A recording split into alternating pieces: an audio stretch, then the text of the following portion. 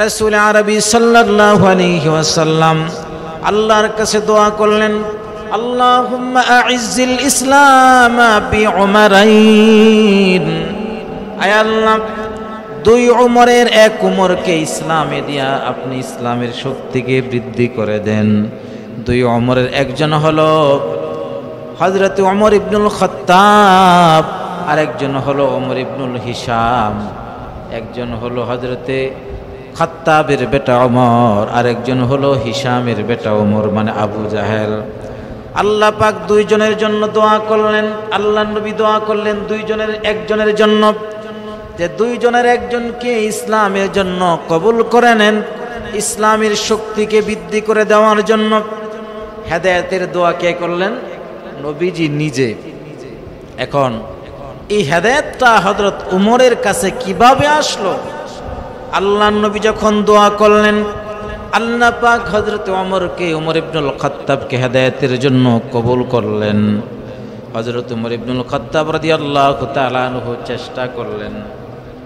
হযরত ওমর দেখে মুহাম্মদ কি যেন কবিতার মতন কিছু বলে, আর চিন্তা করে এটা তো নিজে বানায় বানায় কথা বলে, অর্থাৎ কোরআন মাজিদের কথা বলতেছে। এটা আল্লাহর পক্ষ থেকে নাজিলকৃত কোনো কিতাব না, মুহাম্মদ নিজে বানায় বানায় বলে। একদিন রাসূল করিম সাল্লাল্লাহু আলাইহি ওয়াসাল্লাম নামাজ পড়তেছিলেন, ওমর নবীজির পিছনে শুনতেছে। নবীজি নামাজের ভিতরে কি পড়ে ওমর শুনতেছে, কারণ ওমর চেষ্টা শুরু করে দিয়েছে। কারণ আল্লাহ পাক ওমরের ব্যাপারে কবুল করছেন। আল্লাহ পাক যার ব্যাপারে হেদায়েতের জন্য কবুল করেন, ওই ব্যক্তিটা হেদায়েতের পথে পরিচালিত হওয়ার জন্য চেষ্টা করেন, আর চেষ্টা করার দ্বারাতে আল্লাহ পাক তার অন্তর হেদায়েতের নূর দান করেন। হযরত ওমর নবীজির পিছনে দাঁড়াইলেন। নবীজি তেলাওয়াত করছেন সূরা হাক্কার 40 নম্বর আয়াত, ইন্নাহু লাকাউলু রাসূলিন কারীম। নবীজি যখন নামাজে তেলাওয়াত করতেছেন, ওমর চিন্তা করে এগুলো মনে হয় মুহাম্মদে বানায়া বানায়া বলে, মুহাম্মদ বানায়া বানায়া বলে, মুহাম্মদ মনে হয় কবি হয়ে গেছে, সাহিত্যিক হয়ে গেছে, নতুবা এত সুন্দর করে বানায়া বানায়া কিভাবে কথা বলে আরবিতে। যখন এই কথা চিন্তা করতেছে, মুহাম্মদ মনে হয় বানায়া বানায়া কথা বলে, তখন নবীজি নামাজের ভিতরে তেলাওয়াত করছিলেন, ওয়ামা হুয়া বিকাউলি শাইরিন কলিলাম মা তুমিনুন। এটা কোনো কবির বানানো কিতাব নয়, বরং অল্প সংখ্যক তোমরাই এর প্রতি বিশ্বাস স্থাপন করে থাকো। ওমর মনে মনে চিন্তা করছে, আমি তো মনে মনে চিন্তা করলাম যেটা মনে হয় মুহাম্মদ কবি হয়ে গেছে, কিন্তু মুহাম্মদ আমার অন্তরের খবরটা কিভাবে জানলো? আবার বইলা ফেলাইলো যেটা কোনো কবির কথা না, তার মানে মুহাম্মদ মানুষের অন্তরের কথাও জানে, মুহাম্মদ গণক হয়ে গেছে। নাউজুবিল্লাহ বলে।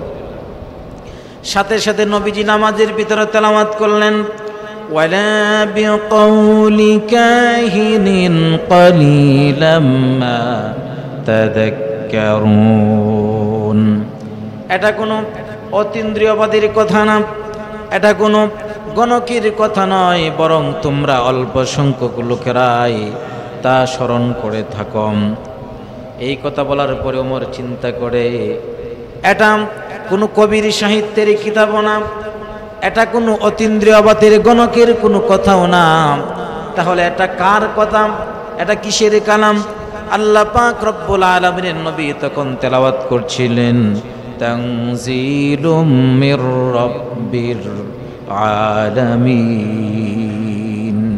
বিশ্ব প্রতিপালক আল্লাহ রব্বুল আলামিনের পক্ষ থেকে নাজিলকৃত কোরআন। উমরের ভিতরে হেদায়েতের নূর আসতে শুরু করলো। কেন? চেষ্টা করার কারণে। চেষ্টা করতেছে। এবার চূড়ান্ত পর্যায়ের চেষ্টা হযরত ওমরের। দারুন ওয়াদওয়ার ভিতরে ঘোষণা দেওয়া হলো মুহাম্মদকে হত্যা করতে হবে। মুহাম্মদ বাপ দাদার ধর্মের ভিতরে চুনকারি লাগাইয়া নতুন ধর্মের দাওয়াত মানুষদেরকে দিতেছে। এইভাবেই যদি চলতে থাকে তাহলে মানুষেরা সব তার ধর্মে দীক্ষিত হয়ে যাবে। এজন্য মুহাম্মদকে শেষ করে দিতে হবে। কে পারবে মুহাম্মদকে হত্যা করার জন্য? ওমর ইবনুল খাত্তাব দাঁড়ায় গেলেন, আমি পারবো মুহাম্মদের কল্যাণের জন্য। তিনি তৈরি হয়ে গেলেন। তরবারি হাতে নিয়ে তিনি দৌড় শুরু করলেন মুহাম্মদের কাল্লা আনার জন্য। পথের মধ্যে বনু জোহরা গোত্রের একজন ব্যক্তির সাথে তার মোলাকাত। নাঙ্গা তরবারি হাতে নিয়ে ওমর কোথায় যাও? বলে মুহাম্মদের কাল্লা আনার জন্য যায়। বলে কেন? কারণ মুহাম্মদ নতুন ধর্মের দাওয়াত দেয়, নতুন ধর্ম গ্রহণ করেছে, সুতরাং তাকে বাঁচিয়ে রাখা যাবে না, তাকে হত্যা করতে হবে। এবার বনু জোহরা গোত্রের ওই লোকটা বলে, যদি নতুন ধর্মের কারণে মুহাম্মদকে হত্যা করতে হয় তাহলে সর্বপ্রথম তোমার ঘর আগে সামলাও, গিয়া দেখো তোমার ঘরে তোমার বোন ফাতেমা আর ভগ্নিপতি সাইদ কারিমা পরে মুসলমান হয়ে গেছে। কদ সাবা, তোমার বোন তো ইসলাম ধর্ম গ্রহণ করেছে, তোমার ভগ্নিপতি ইসলাম ধর্ম গ্রহণ করেছে, আগে নিজের ঘর সামলাও। ওমর দৌড় দিল তার ভগ্নিপতি তার বোনের বাড়ির দিকে। আর তখন ঘরের ভিতরে কোরআন তেলাওয়াত চলছিল।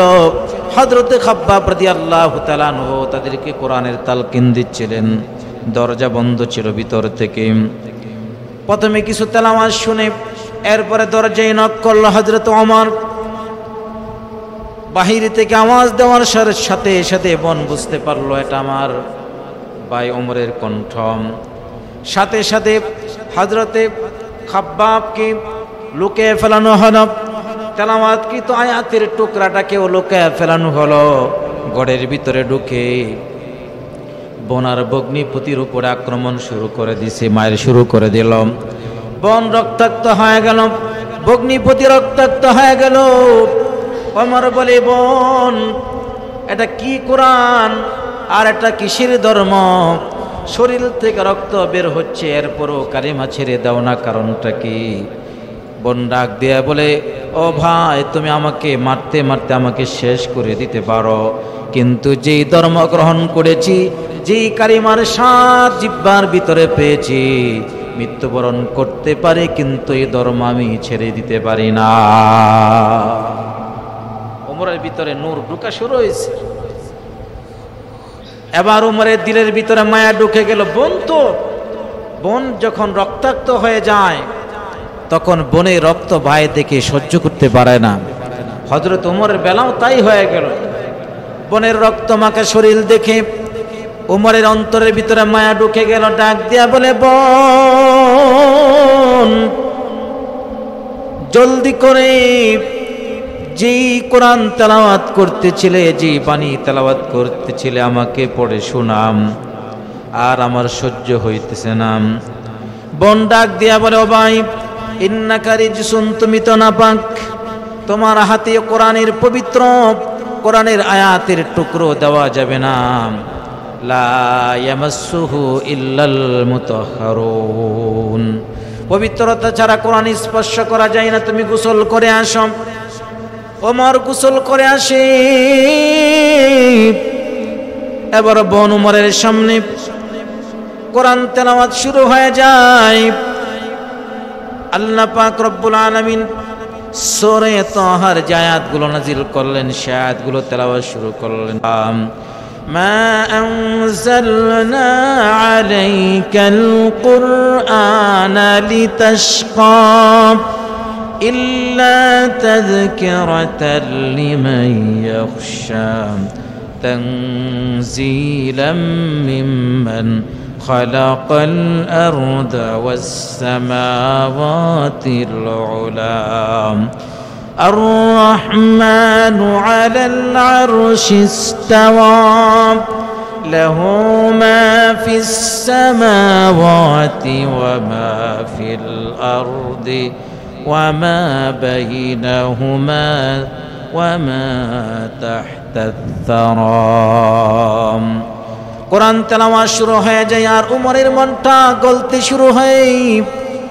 মোম যেভাবে আগুন পাইলে গলতে থাকে, হযরত উমরের মনটাও গলে গেল। ওমর সাথে সাথে ডাক দিয়ে বলে, বোন জলদি করে সন্ধান দাও, মুহাম্মদের সন্ধান দাও। হযরত ওমর তরবারিটা হাতে নিয়ে নবীজি যেখানে আছেন দৌড় শুরু করলেন। নবীজির কাছে গেলেন, তরবারিটা হাত থেকে রেখে কালিমা পড়ে মুসলমান হয়ে গেলেন। আল্লাহু আকবার। নবীজির কল্যাণতে যাইয়া ইসলামের ছায়া তলে তিনি দীক্ষিত হয়ে গেলেন, কালিমা পড়ে মুসলমান হয়ে গেলেন, পৃথিবীর শ্রেষ্ঠ মানুষে রূপান্তরিত হয়ে গেলেন। কেন হযরতে ওমরের অন্তরে হেদায়েতের নূর আল্লাহ দিলেন? কেন? ওমর চেষ্টা করছে, ওমর দৌড়াইছে, চেষ্টা করছে, এই জন্য আল্লাহ পাক হেদায়েতের নূর দান করছেন। এবার দ্বিতীয় উদাহরণ দেখুন, আবু জাহেল। নবীজি মুহাম্মদ সাল্লাল্লাহু আলাইহি ওয়াসাল্লাম কেমন ছিল আবু জাহেল কি জানতো না? নবীর চরিত্র কেমন ছিল সব কিছুই জানতো। এর বাস্তব দৃষ্টান্ত হলো আবু জাহেলের এক বন্ধু গোপনে আবু জাহেলকে জিজ্ঞেস করে, ও বন্ধু, মুহাম্মদের ব্যাপারে আমাকে বলো তো, আসলেই সঠিক কথা বলো, মুহাম্মদ কি আসলেই সঠিক নাকি বেঠিক? মুহাম্মদ যে কথাগুলো বলে সেগুলো সত্য কথা বলে নাকি মিথ্যা কথা বলে? আবু জাহেল বলে, বন্ধুরে, আসলে মুহাম্মদ তো আল আমিন, মুহাম্মদ তো বিশ্বাসী, সে কোনো সময় মিথ্যা কথা বলে নাই, সে কোনো সময় মানুষের ক্ষতি চায় নাই। কথা হলে মুহাম্মদের কথা কেন মেনে নাও না? মুহাম্মদের কথা তুমি কেন মানো না? বলে, মুহাম্মদের কথা এই জন্যই মানি না, কারণ যদি মুহাম্মদের কথা আমরা মানি তাহলে নেতৃত্ব ছুটে যাবে, আমি সমাজের নেতৃত্ব দিই, আমি মাতবর লোকেরা আমাকে নেতা হিসেবে মানে, সুতরাং আমি যে নেতা, এই নেতৃত্ব ঠিক রাখার জন্য মুহাম্মদকে মানি না। অথচ মুহাম্মদ কোনো মিথ্যা কথা বলে না। সুবহানাল্লাহ। আবু জাহেলের জবান দিয়া নবীজির সত্যতা নিজে বলেছে, সব জানে, কিন্তু আবু জাহেল হেদায়েত গ্রহণ করে নাই। কেন? হেদায়েতের সব দিক তার জানা আছে, কিন্তু আল্লাহ হেদায়েতের নূর তার অন্তর কেন দেননি? আবু জাহেল চেষ্টা করে না। ওমর জানার পরে চেষ্টা করছে, দৌড়াইছে, কিন্তু আবু জাহেল চেষ্টা করে নাই, এজন্য আবু জাহেলকে হেদায়েত দেওয়া হয় নাই। এজন্য হেদায়েতের নূর তাকেই দেওয়া হবে যারা হেদায়েতের জন্য চেষ্টা করবে। যারা হেদায়েতের জন্য চেষ্টা করবে না, তাদের অন্তরে হেদায়েতের নূর দেওয়া হবে না।